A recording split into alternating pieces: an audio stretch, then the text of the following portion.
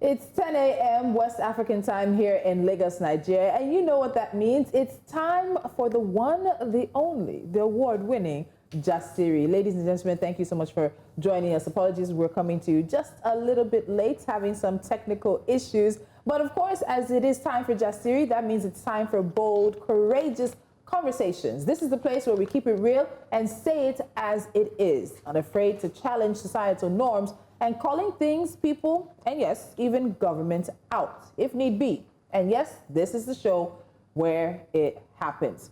Now, I was driving yesterday when a good friend called me and said I needed to check Lolo's live on Instagram and call and check on her. Immediately, I pulled over and I did just that. But the live had ended, so I had to look for the video on her feed, and what I saw really, truly scared me. Lola, what happened yesterday? First of all, how are you? I can't be first question. How are you? I am very traumatized. I am very unhappy. I feel like I was oppressed because if it was for an offense, I would say, okay, maybe I'm getting the reward of what I did. The consequences. The consequences of whatever the action I did that was wrong, or I was on the other side of the law. You know, there's a film conversation happening at the American consulate yesterday, so I was the moderator for the panel. So I was going into the embassy, just by the curve of, you know how cars edge you out of the road? Yeah. So I was to the left, that means I was just by the curb. They were brushing, a white highs bus was brushing against my mirror. You know, when they forcefully, I was already to the edge. So they to move, they had to, my mirror was doing like this, I thought it was going to break. Because I was telling the driver that this is unfair. How would you be driving this way? And we just continued. Only for us to get into that bend that goes into Osborne and Ikoyi, this policeman in this RRR car stopped and said, we are tussling with government officials, that we are dragging road. With government officials. Dragging road. I'm telling you, it's like I've never heard such a thing before. Yeah. Before I knew it, these three men with guns had pulled us, they were pulled over. He had parked, they jacked him, tore his trouser, then removed the key from the ignition. Yeah. That was when I knew that this was going to be a problem. Yeah. I just put my phone on Instagram Live. Yeah. I just started covering them from that time, that moment, from that particular moment onward. They took our car key. They insisted I get into their car. To take you where? To Alausa. From Ikoyi. I said, why would you take me to Alausa? What is my offense? Yeah. What would you say I have done? According to you, what you said is that I'm dragging road. It was, you know, when you hear something and I'm like, how is that an offense? They cocked their gun, used the butt of their knife, of their gun, to hit my partner in his leg. The leg is swollen now. Wow. I was traumatized. So I didn't even know what to do. I was just acting on instinct. Yeah. I followed them. I ran. You see, at the time I was running with my phone. After them, they were going into their car to drive off with my car key. What? While I'm parked in the middle of the road in Ikoyi, I just had the sense. I just sat on their bonnet. Wow. Yeah. I said, if you want to move, you move with me. Either you're going to carry me. That was what. Then my partner got on the middle of the road and was telling everyone to please bring out their phones and start recording. And there was traffic. Everybody was just minding their business. And everybody was just going. You know, of course, the traffic going out of the island, you know, it's rush hour. Yes, rush hour. Because I'm talking about past 5. That's rush hour. Yeah, that's rush hour out of the island. Yeah. So the other side was filled. That was how I saw the man on the phone, maybe calling someone, maybe the honorable, they claim they were transporting that maybe this one don't turn begeo. People were telling them, don't you know who this is? Can't you see press on a car? But it shouldn't matter. It shouldn't matter who I was. So Lola, I want us to play the video, and I wanted you to share this, and then let's watch the video. As we're getting into, I'm getting goosebumps again, because when I was watching it yesterday, I was really, really afraid for her because they cocked their gun. Let's watch the video. That was that. Come and see your governor Sanwo-Olu. Come and see your people. Come and see your people. They want to kill us. They are threatening to shoot us. Over what? Over what? I'm live. Over what?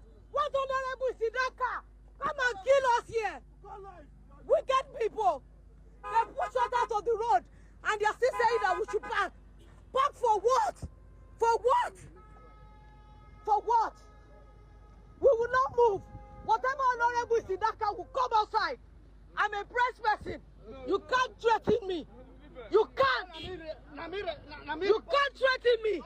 You cannot threaten me. You are threatening me. You are threatening me. You are threatening me. I work for the press. You are threatening me. What did you brought you? You see the way they brought our car. You are talking. Let the honorable in your car come out. Let the honorable come. You cannot oppress me. I refuse to bow. What did we do? Because you have guns?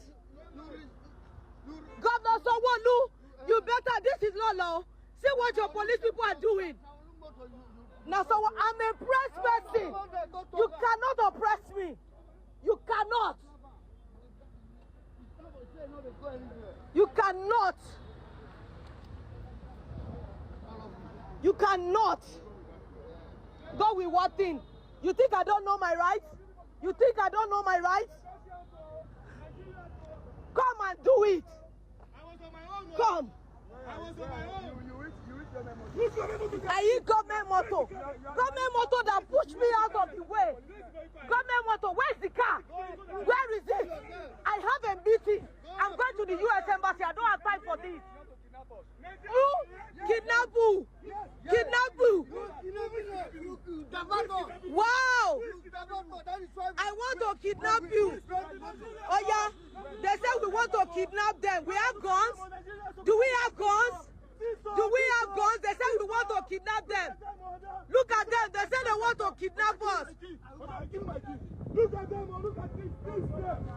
Look at him. Don't let him go with the key, babe. Don't let him go with the key. You want to oppress us. Give me my key. Give me my key. Give me my key. Do you want to shoot us? You want to shoot us? Shoot us. Try it. Give me my key. Give me my car key. Give me my key. Tell you want to shoot, Abi?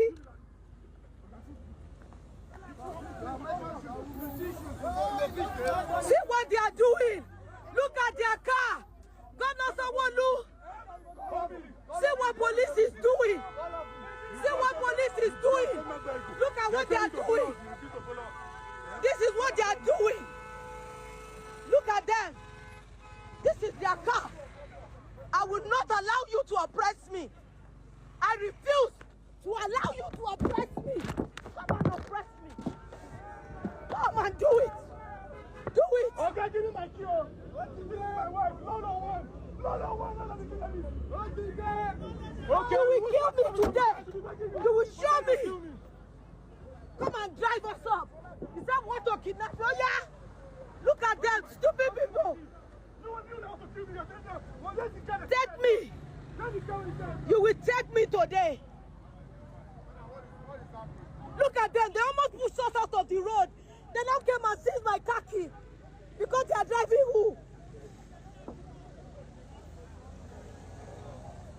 Broad daylight oppression. Broad daylight oppression in Lagos. Governor Sanwo-Olu, you see what they are doing to your people. I'm sitting on their car. They want to kill me today. They will kill me.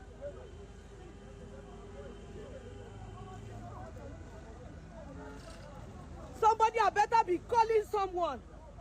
Because if anything happens to me today, I will know the honorable they are driving. They are telling them to oppress me. I don't even think anything that traumatized me this much. You know, sometimes when people say, everybody kept calling me and saying, Lolo, may Nigeria not happen to us. May Nigeria not happen to you. Imagine if they told me to enter their car, they pushed me off the road or something. Do you know how I was afraid for my life? He cocked his gun.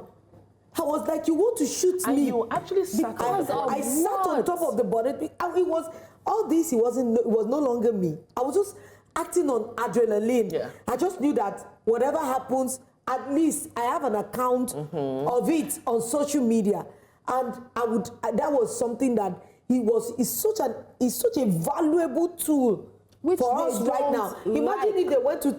If I didn't have a recording, and they said I attempted to kidnap them. In fact, I'm surprised that they didn't even try by force to take the phone from you.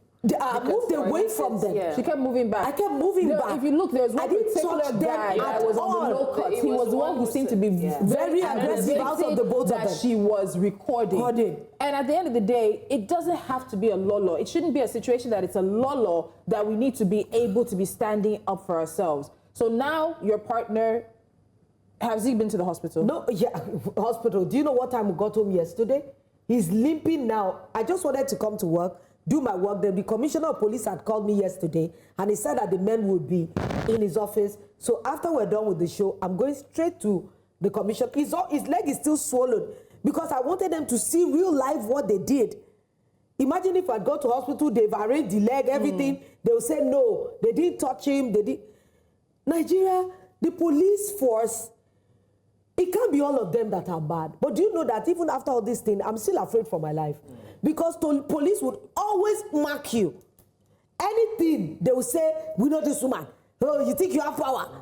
And that's when they would do and undo when nobody's looking.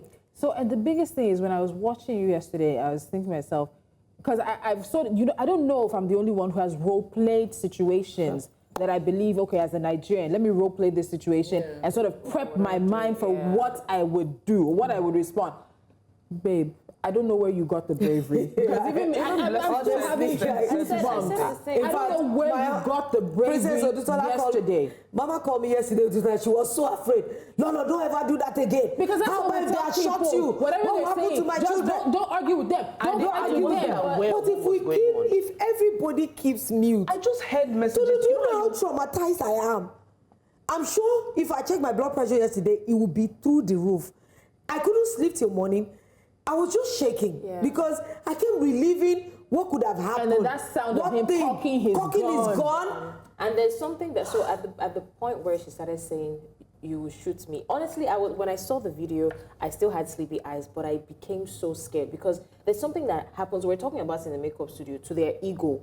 It's like you're daring them to do something. And honestly, I don't even think it's right now. It's not about whether or not you have you have a name or something because they could have easily recognized her, but something in them just. The fact that you're challenging them. I've been in situations where the only reason they kept me there was because I just could not say sorry. In fact, one said I said sorry and I did not just shut up and keep mute and wait for them to, accept my apology. So a lot of, when I saw it, I was like, if I were in that position, you wouldn't know what to do. If you don't challenge them, you feel more harassed. I don't know if it's ever happened to you. Like, you feel wretched, like abused. Ladies, we're not done with this, but we need to go on a quick break. When we come back, we'll continue. Stay with us.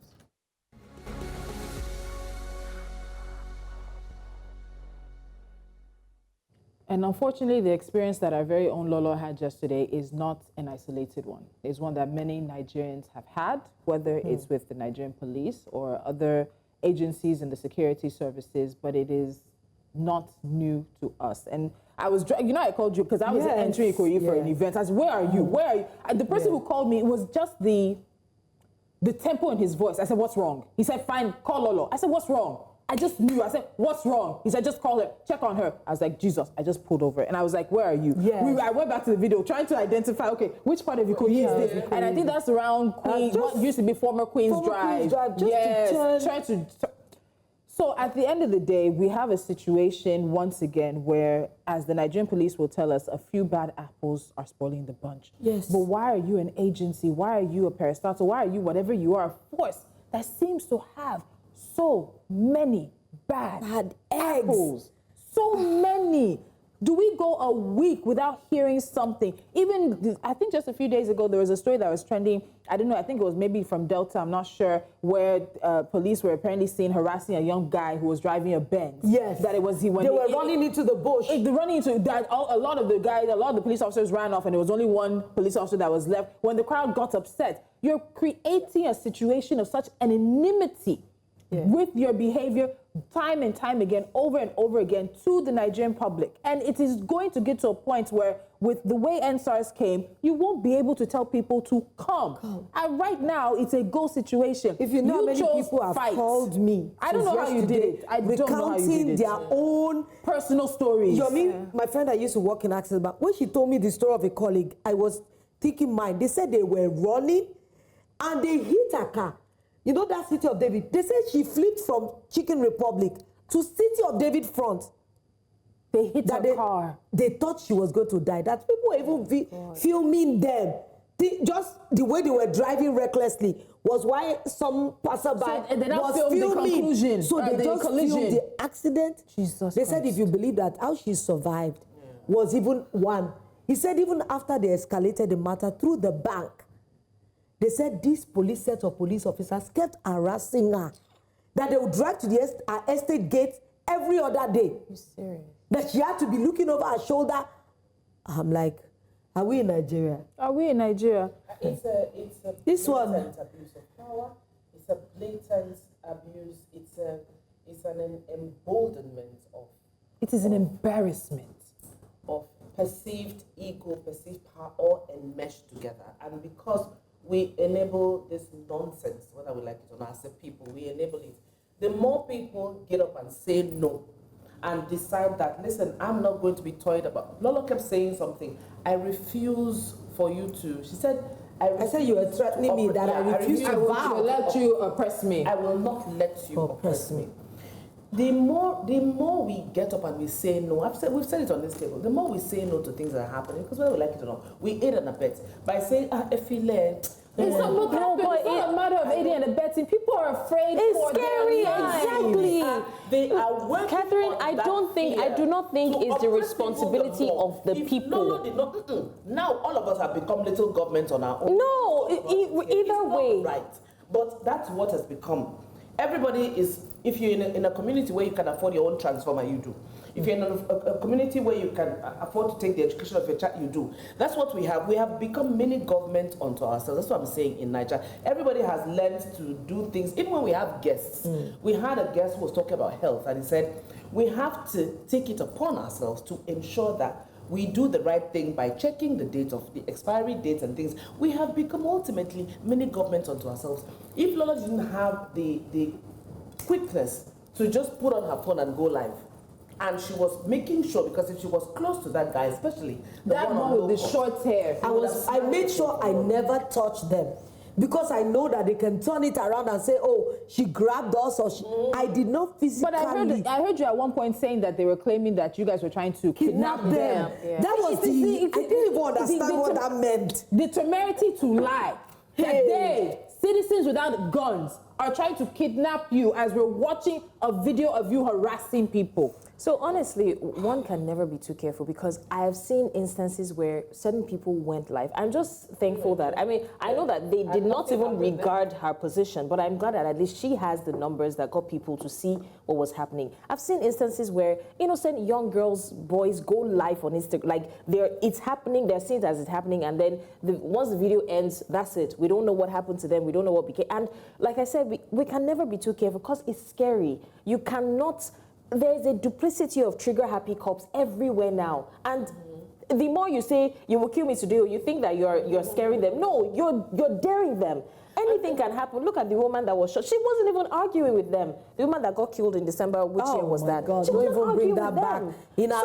So you can never know what they're up to. Kat, just hold on. Let's take some reactions, because it has trended, and as Lola has said, it has brought back unfortunate memories for a number of Nigerians who have had a similar encounter. Someone said the situation in Nigeria keeps exposing deep-rooted issues of power misuse and disregard for citizens' rights. The fact that those meant to protect the people often act in ways that make life harder for them is truly concerning. When certain individuals are prioritized over the general public, it raises the question, who is really being served? That's bam. The bigger issue here is the lack of accountability. When authority figures act without consequences, these incidents keep repeating.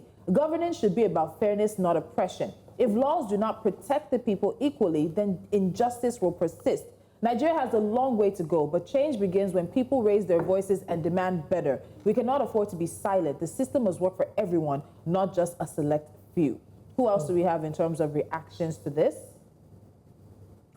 once there is a convoy, they act like they are mini gods. But you even said that it wasn't really necessarily a convoy. I didn't even see like an SUV. They were just a highest bus. A white bus. Yes, a white highest bus. And I think there was even a bigger bus. So they are probably carrying maybe his family members or whatever. I don't know. Which kind of country be this? God, I'm tired. Save your children, please. We don't begin to save ourselves.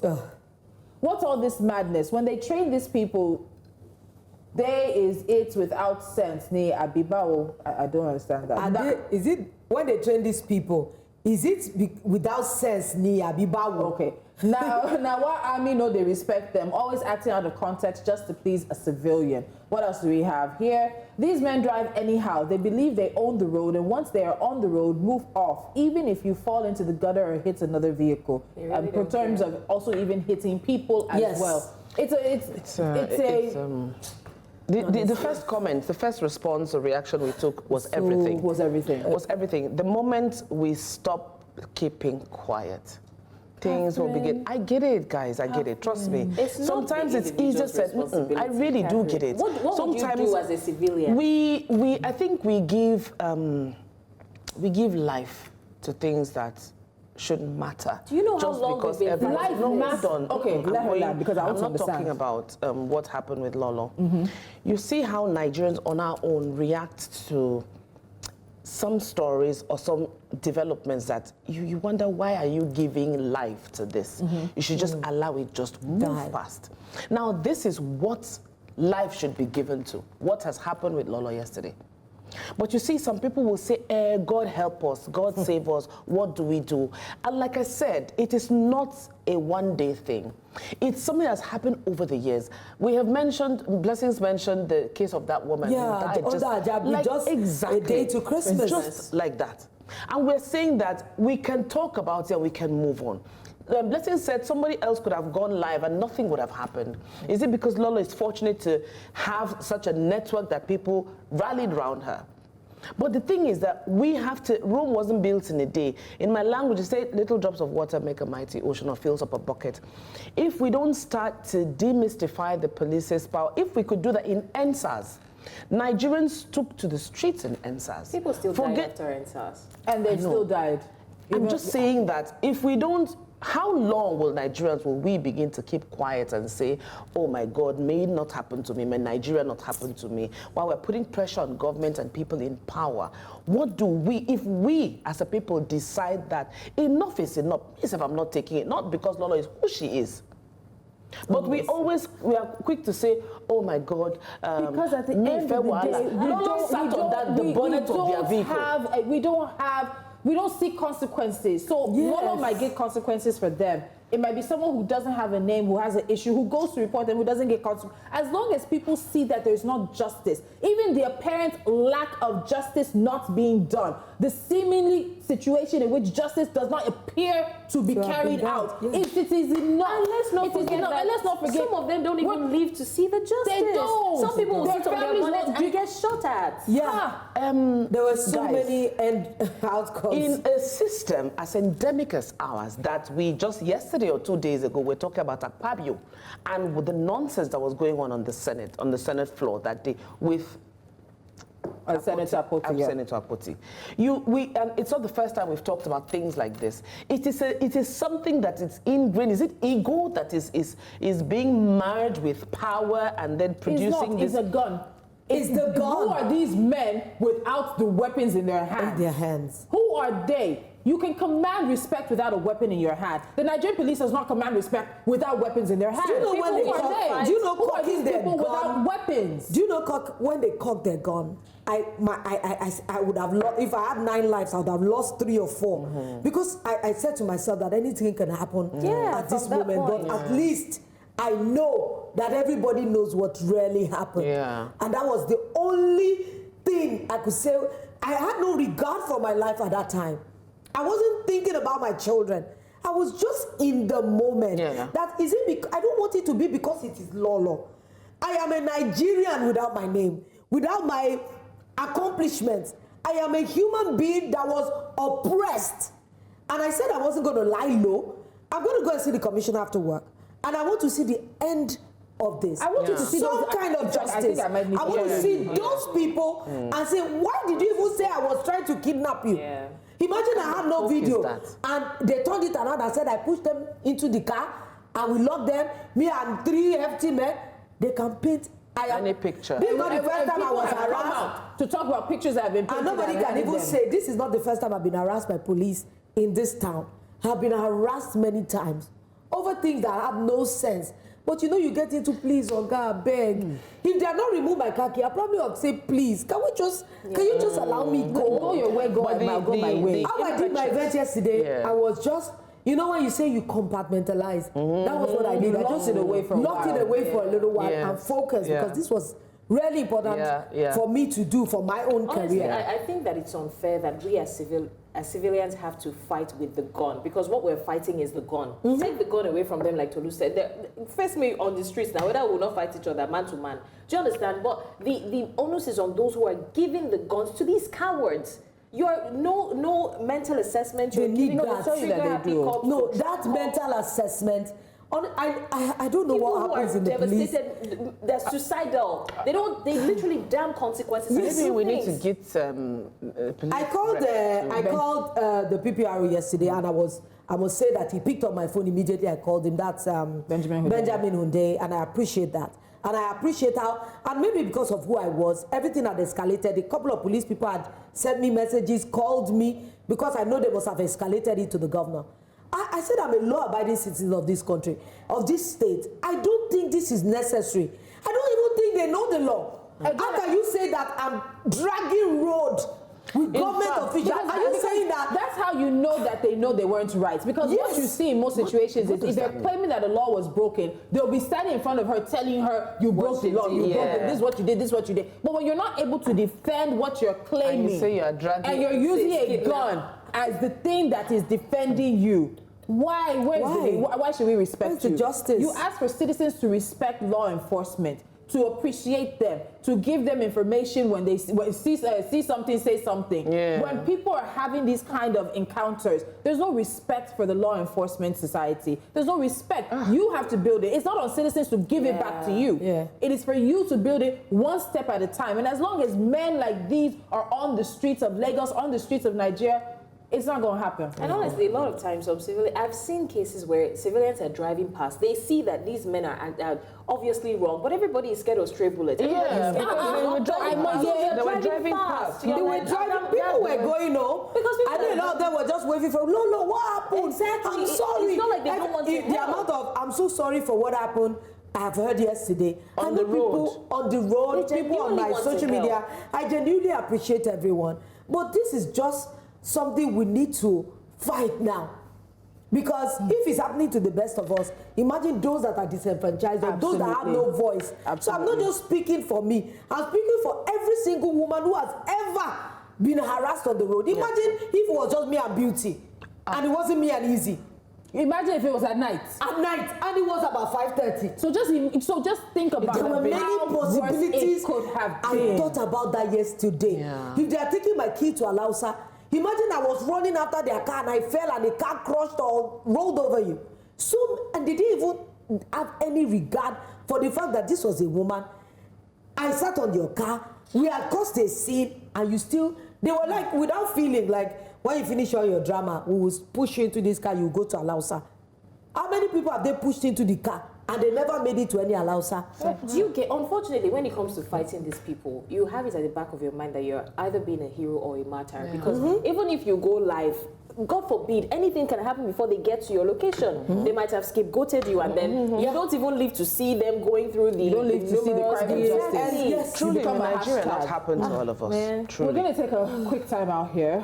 We will have updates for you by tomorrow. As Lolo has said, she has a meeting with the Commissioner of Police here in Lagos. Jeri will continue after this. Stick around.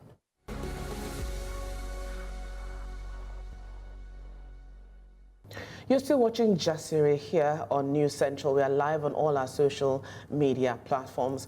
Moving on to other conversations here on the show. It's been 17 months since the tragic passing of Nigerian singer Oluwa Oladimeji Aloba, popularly known as MohBad, who died on the 12th of September 2023 at the age of 27.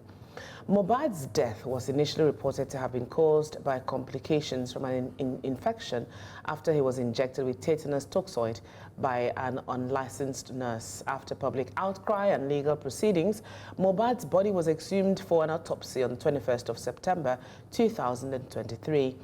The results of the initial autopsy released in June 2024 revealed that drug reaction was a possible cause of his death. The autopsy and toxicology tests, which were conducted at the Lagos State University Teaching Hospital, suggested the possibility of a fatal anaphylactic shock or drug reaction as a possible cause of MohBad's death.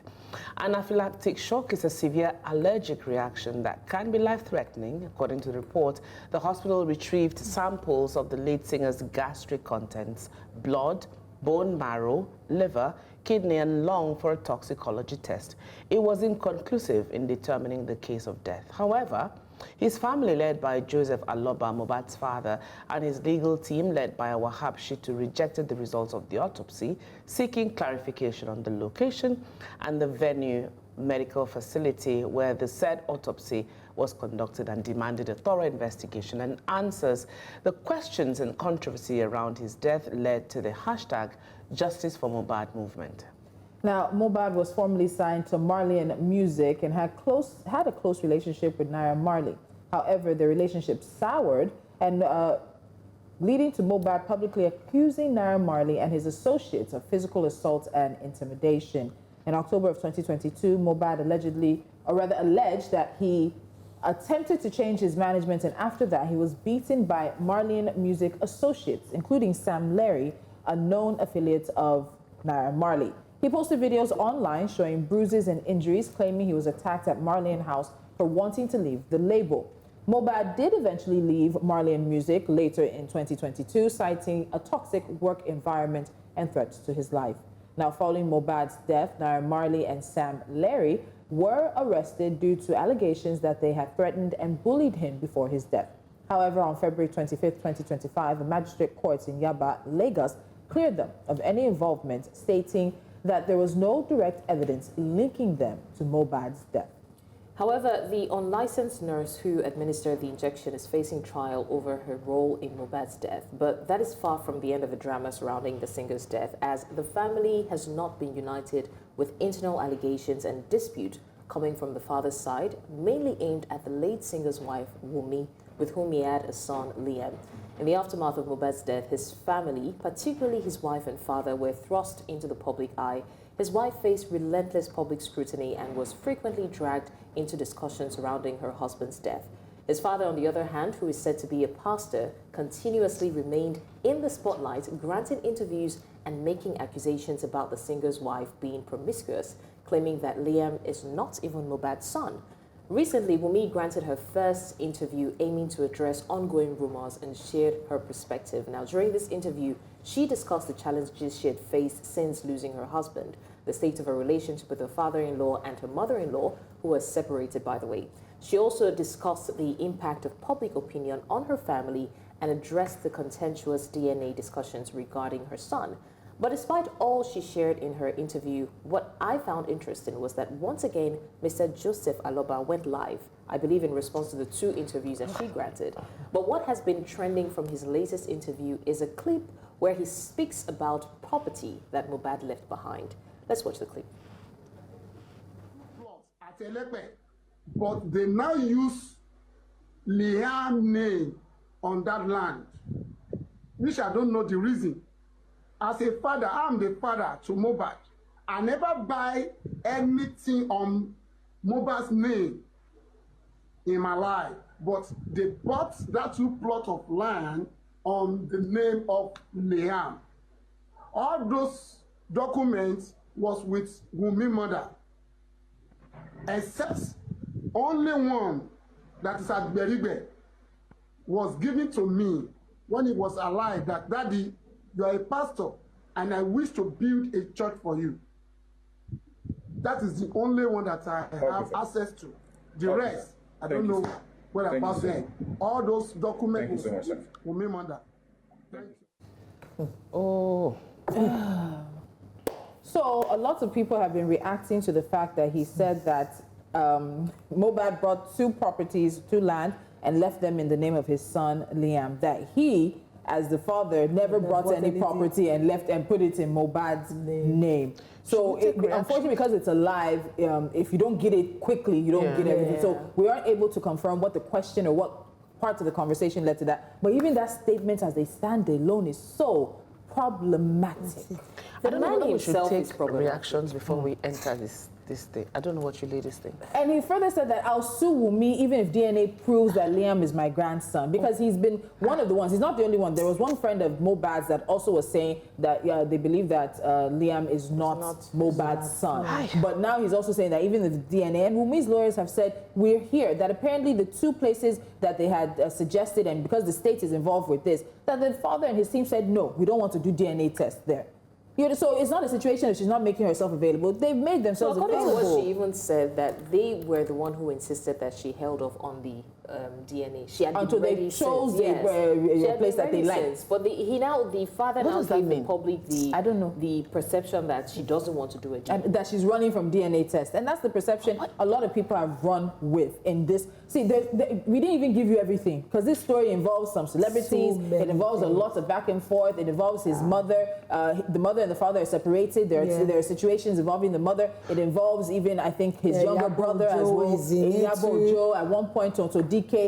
Even Very Dark Man. It involves a lot of people saying a lot of things. But central figures right now remain his father and Wunmi. And I'm very happy that finally, after all this time, she is really coming out to say her part. I don't think she should give too many interviews, but say what you have to say and then lock up. Every other thing, go through my lawyers. No, there's so many things that Yoruba will say something very apt. Oniku Bolaje.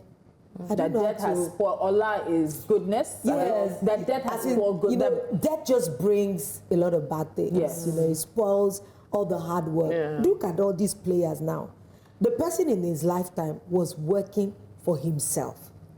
This is his father that probably did not raise him well enough. But now everybody wants a hand in the cookie they didn't work for. Those are the things that confuse me. Yeah. Look at all the fights. You're not even thinking about his son, the legacy of your son. He doesn't even want the son as a part of the family. It's not like it's not like when they give this boy, if they give Liam to this man, can he take care of him? I can tell you for free. I know that. But now they are not even thinking. He's arguing that they bought a land, not even in the name of Wunmi, who is the wife, in the name of Liam, who is the son. Don't I have bank accounts for my own children in their name? Is it not children that are meant to inherit from their parents? And the parents supposed to inherit their children. He was even shameless enough to say that he didn't buy anything in his lifetime in his name. To tell you the kind of person he is. Catherine is about to enter gear 2. Hold it, we have a break. Before Catherine enters that gear, let's go for a quick time out. We'll be right back after this.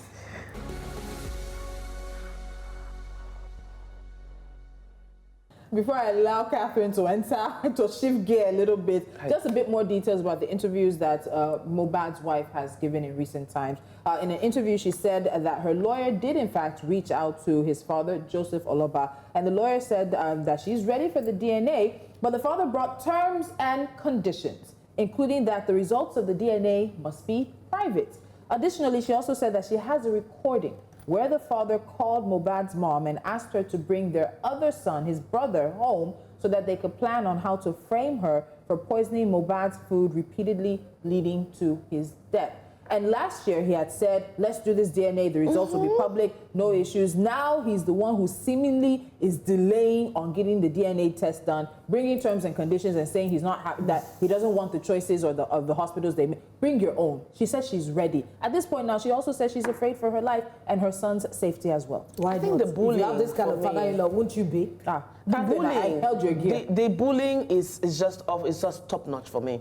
Bullying within family. They say if something happens to you, check well, it's somebody within that opened the door for the without to come inside. What I think for me is the messiness of it makes me ask myself, have we no shame anymore? Our parents before us, there's no shame. You are supposed to have sense at a certain age. Baba, you have been on this matter since, and you are a pastor.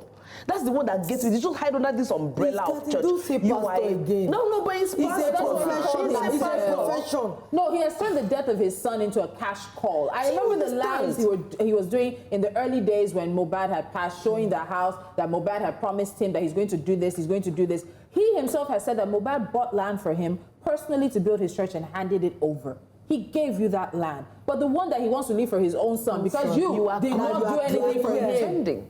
You know what they talk about? See, we talked about the Herbert Wigwe situation, and there was a point I made that when it comes to these issues of will, property, and all of that, it's not about the rich and mighty. No. Even the person who has only one thing left in their cupboard, family will come and clear it out and say it's the wife that killed him. And even the one that they're fighting over Jalapy car, they will still come and claim it. What's with useless fathers fighting over properties that are will to children? Gone are the days when they fight the wives of the deceased for inheriting the property. Now it's the children that are supposed to, grandchildren. What do you have against your grandson? You are closer to your grave, but you're coming to fight. I don't understand. And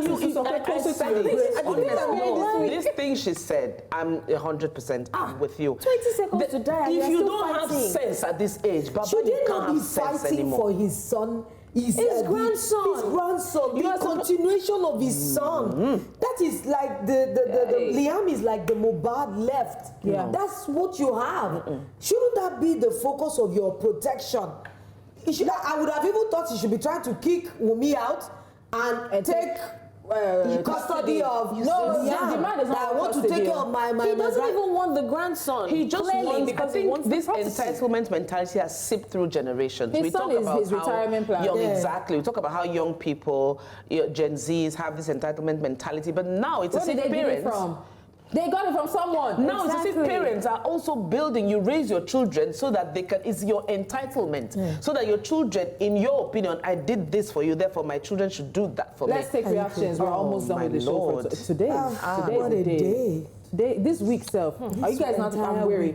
It's heartbreaking how some families show their true colors after a loved one passes. Instead of mourning, they fight over inheritance, exposing how greed can tear even the closest bonds apart. Blood is not always blood. What else do we have? But why would the land document you bought for your son be with your mother-in-law? Does that even make sense? I don't even understand MohBad's. Remember, it was with Wunmi. Wunmi must have given it. For safety. We know, we see it. MohBad is smart. He actually bought the land in his son's name for events like this. What else do we have in regards to this? MohBad knew what he was doing when he gave the child papers to the wife and her mom. This papa for change ownership to himself. MohBad bought one for him to build church. It's not like he neglected his dad. Come out eyes for Peking own, sir. Pablo X, God bless you. It's very okay for y'all to bash the man until you train your son as a single father and he grows up, gets married, and starts buying properties in his children's name, which is very important, but the documents are with his mother-in-law. They're Wumi's mother. Who should I...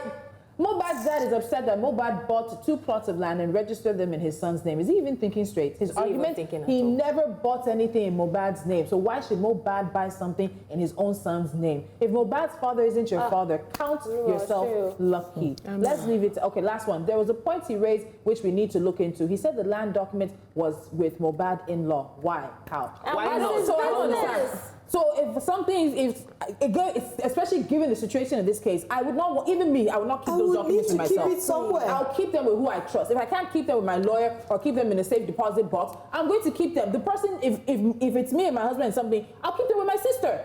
You know, what are you telling me? Honestly, what I just want to say is Nigerians, we need to be more cautious and more careful with how we deal with situations, because these same people that are coming now to comment and support Wunmi were the same people bashing her when somebody just pointed out that she needed to do a DNA test, and all of a sudden the whole world is like, hey, you to do the test. If truly the son does not even look, all of a sudden the son's face started changing to look like somebody else. We need to be more, what's that word that Tolu says? Graceful towards people, because I can't imagine what this girl has gone through. That's just my own angle. You just come and say whatever, and then when tides now turn and the person says the truth, you now come back and say, hey, even the father said. Honestly, at this rate, are we really training out? I keep saying we have to train our children to But it's like you need to retrain your parents too. Now parents are fighting over the inheritance of their children when we are all praying that our children leave something for them to inherit. And we leave something for our children to inherit. Honestly, we're in end times. I don't think this should even be a battle. If you do your work as a parent, your child, it's a seamless thing. Your child carries you in their hearts. The child does for you what you didn't even ask the child to do if you're present. And we've had guests who've sat on this table with us and gone over and over this important point and say it is important. So what's happening, the two cases that we've touched this week, I think, was the Wigways and now MohBad's case. And they are similar. Forget the hierarchy where they are. But how can a family come and wash the dirty linen in public and show their true colors by being so messy, putting your eye in your picking wealth? Doesn't make sense. Doesn't make sense. We'll leave it at that. Go ahead. I've been trying to remember the almost proverb. forgot. Say it again. The one rich person in the midst of all the poor people. How do you? Poor people. Yes. He's no different. He's no different than the poor person. We are out of here. We'll see you guys tomorrow. Hot Topics Friday. Any of the big stories that we've missed, we're going to bring them to you. So you know that Senator Natasha Akpoti versus Senator Godwin Akpabio. That comes back tomorrow. He's back on the table. Definitely. We'll see you guys tomorrow. Bye.